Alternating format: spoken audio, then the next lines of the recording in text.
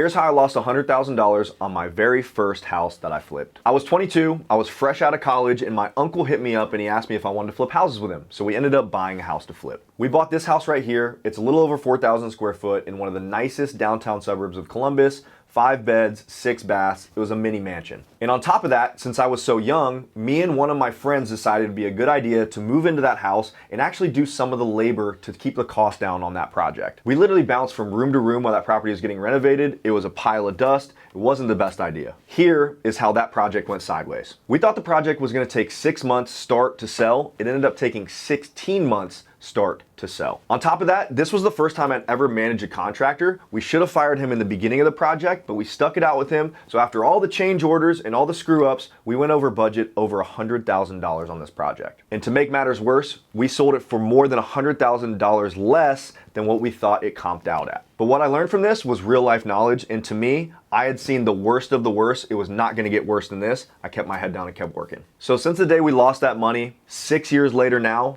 I've renovated over 250 houses and I own over 100 rental property units. Do not let failure define your success. It sucks while you're going through it, but I promise you if you keep your head down and you work through it, it will get better. So for me, sticking to it was worth it. Flipping can be risky. I showed that on my first flip, but it also can change your life. And I've shown you that side as well. So which one do you choose? That's the real side of real estate. Put your head down and work.